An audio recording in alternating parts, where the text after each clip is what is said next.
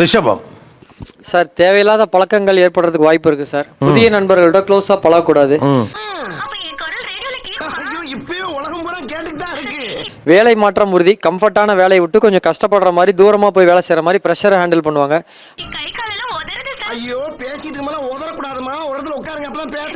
அம்மாவிற்கு உடல்நிலை பாதிப்பு ஏற்படும். இது வரைக்கும் கண்ணாடி போடாதவங்களாம் கூட கண்ணாடி போடுறதுக்கு வாய்ப்பு இருக்கு. உடல் எடை அதிகரிக்கும். தலைவலி ஏற்படும். தலையில தான் அடிபடுறதுக்கு வாய்ப்பு இருக்கு. அவங்களுடைய ரகசியங்கள் பிளான்லாம் வெளியில கசிஞ்சு போயிடும். அதனால மன உளைச்சல் ஏற்படும். ரெண்டு முடிக்கிற அந்த பாடி லாங்குவேஜ் மியூட் பண்ணிட்டு பாலாஜி பேசுறத பார்த்தா ஐயோ சாரிங்க சாரி சார். It's okay. உங்க வாழ்க்கையில் எல்லாமே சிறப்பா நடக்கும். ஓஹோன்னு நீங்க வருவீங்க. இனிமே தான் உங்களுக்கு அற்புதமான காலகட்டம் வரும். எல்லாமே சிறப்பாக நடக்கும். அப்படிதான் இருக்கு. மியூட் பண்ணிட்டு ஓபன் பண்ணா ஒன்னும் விளங்காது. எதிர்பார்ப்பு என்ன? பிடிச்ச வேலையோட கிடைச்ச வேலையை பார்த்துட்டு இருக்கணும்னு தான் இருக்கு. அதே மாதிரி தான் நானும் பார்த்துட்டு இருக்கேன். ரொம்ப பிடிக்குமா?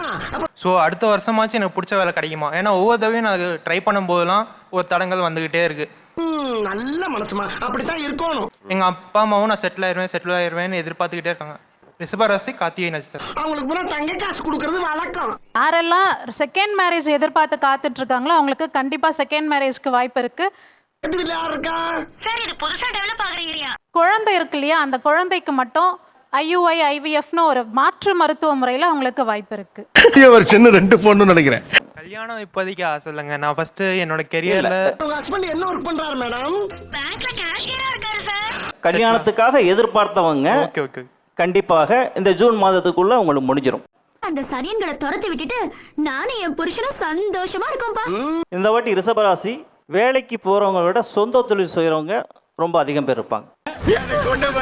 அதே மாதிரி நாளில் போய் கேது அம்மாவோட உடல் நலம் கொஞ்சம் பாதிக்கும்.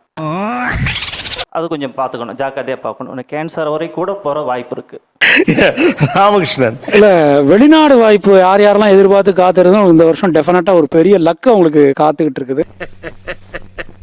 ஒன்றுக்கு மேற்பட்ட தொழில் கண்டிப்பா பண்ணலாம். கல்யாணம் ஆகல அப்படிங்கறவங்க இந்த வருஷம் கல்யாணம் ஆயிடும். காணிக்க போ கொடுத்துருக்கானே. அது மட்டும் இல்லாம வெளியில போகும்போது கொஞ்சம் ஜாக்கிரதையா போகணும். நிறைய ஆக்சிடென்ட்ஸ் நடக்கிறதுக்கு வாய்ப்பு இருக்கு. ஐயோ சாரிங்க sorry sir. It's okay. It's okay. ரதபந்தம் சொல்லிட்டு முருகனோட இது அது வந்து எடுத்து பிரிண்ட் அவுட் எடுத்து பைக்ல ஓட்டிக்கலாம் இல்ல கையில வச்சுக்கலாம். வந்து வருமானம் நல்லா இருக்கும் சார். 2ஆம் இடத்துல குரு பகவான் வந்து இருக்கிறாரு. வருமானம் நல்லா இருக்கும். அனுபவமே இல்லாம ரொம்ப கஷ்டம் பாஸ். அதே மாதிரி தொழிலும் அவருக்கு சிறப்பா இருக்கும். அதே மாதிரி வேலையில வந்து அவர் முயற்சி பண்ணா நல்ல விதத்துல அவங்க வந்து வெற்றி கிடைக்கிறதுக்கான வாய்ப்புகள் நிறைய இருக்குது. அந்த ஃபீல்ட்ல ஒர்க் பண்றதுன்றது வந்து ரொம்ப கஷ்டம். அது ரிஷபராசிக்கு எப்படி இருக்கு? 2ஆம் இடத்துல குரு. 2ஆம் இடம் தான் பொருள் வரவு. தொட்டதெல்லாம் ஜெயிக்கிறீங்க. இந்த பக்கம் யார் ரிஷபராசி? யாரு? ரிஷபம். 2ல குரு. ஜூன் மாசத்துக்குள்ள உங்களுக்கு கல்யாணம் ஆயிடும். சார் ரிஷபராசிக்காரர்கள் வந்து ஹெல்த் விஷயத்துல ரொம்ப கான்சியஸா இருக்கணுங்க சார். அவங்களே ட்ரீட்மெண்ட் எடுத்துக்கலாம் எனக்கே தெரியும்னு நினைச்சாங்கன்னா அது பெரிய ஒரு இஷ்யூல கொண்டு போய் விட்டுருங்க. 90s 80sக்குலாம் கண்டிப்பா கல்யாணம் நடக்கும் சார். 2ஆம் இடத்துல குரு இருக்காரு சார். அதனால உங்களுக்கு வந்து தொழில் ரீதியா விஷயமும் சரி உங்களுக்கு அங்கீகாரம் எல்லாமே சூப்பரா கிடைக்கும். அதுல எல்லாம் எதுவும் மாற்றமே கிடையாது. ஒரே விஷயம் என்ன அப்படின்னா பழைய காதல் கூட சில பேருக்கு திரும்பி வந்து எட்டி பார்க்கும். இதுல ரொம்ப கவனமா இருக்கும் இந்த வருஷத்துல. அதே மாதிரி லாபத்துல சனி. குருவோட வீடு. அதிக முதலீடு வேண்டாம், ரொம்ப ஆசையும் வேண்டாம். திடீர்னு சறுக்கி விட்டுரும். ஏன்னா சனி தடுக்கி விட்டுருவார். அதே மாதிரி ஜூன் மாசத்துக்கு அப்புறம் பார்த்தீங்கன்னா குரு 3ஆம் இடத்துக்கு போறாரு. அப்பதான் கொஞ்சம் தைரியம் வரும்.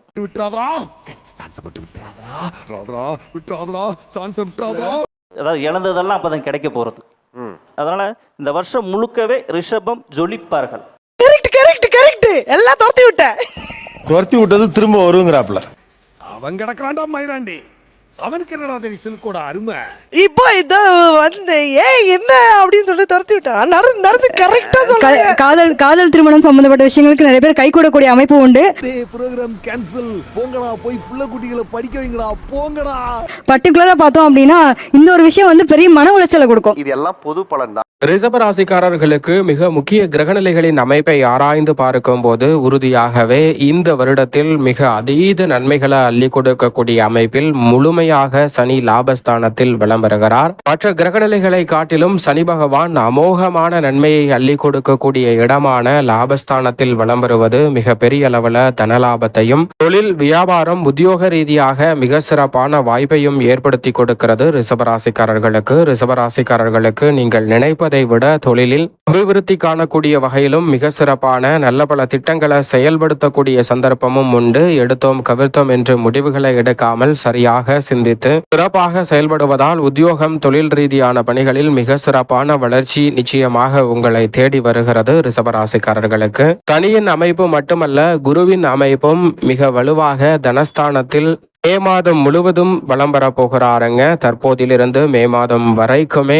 வலுவாக தனஸ்தானத்தை வலுப்படுத்துகிறார். அதற்கு பிறகு 3இல் உச்சம் பெறுகிறார். பிறகு 4இலும் இந்த வருடத்தில் அமர போகிறாருங்க. குரு பகவான் பல இடங்களை வலுப்படுத்தக்கூடிய இந்த வருடத்தில் நீங்கள் எதிர்பார்ப்பதை விட மிக சிறப்பான முன்னேற்ற வாய்ப்புகளை உறுதியாகவே ஏற்படுத்தி கொடுக்கிறார். வலிமை வாய்ந்த குரு சனி ஆகிய இரு கிரகநிலைகளும் நன்மையை கொடுக்கக்கூடிய அமைப்பில் தான் இருக்கின்றன. எனவே பெரிய அளவுல பிரச்சனை நிச்சயமாக இல்லை. அதே நிழல் கிரகமான ராகு 9ஆம் இடத்தில் இந்த வருடத்தின் இறுதியில் நுழைய போகிறார். பெரும்பாலும் வருடம் முழுவதும் மிக வலுவாக தொழில் ஸ்தானத்தில் தான் வலம் வருகிறார். ராகுவின் அமைப்பு நன்மையை பெற்றுத் தருகிறது.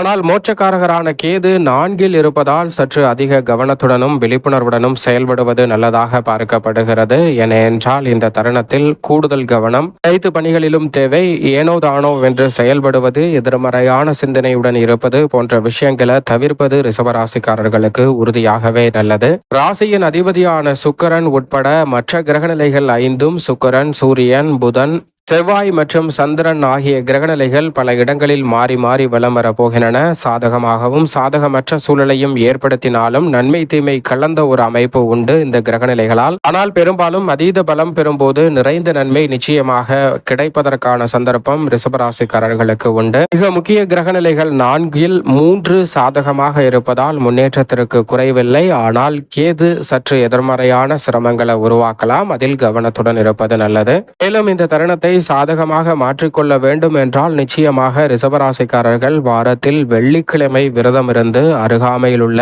அம்மன் சன்னதி சென்று தீபம் ஏற்றி வழிபாடு செய்யுங்கள். அதோடு மட்டுமல்லாது நிச்சயமாக பல நன்மைகளை பெற வேண்டும் என்றால் வெள்ளிக்கிழமைகள்ல மதியம் 1:30 மணிக்குள் யாரேனும் ஒருவருடைய பசியை தீர்க்கக்கூடிய வகையில் அன்னதான உதவி செய்யுங்கள். உங்களுடைய வாழ்வில் அமோகமான நன்மை உறுதியாகவே ரிஷபராசிக்காரர்கள் ஆகிய உங்களை தேடி வரும். அமோகமான மாற்றமும் வளர்ச்சியும் நிச்சயம் நிறைவாக கைகூடுவதற்கான அமோகமான யோகம் கிடைக்கும் என்பதில் சந்தேகமே இல்லை.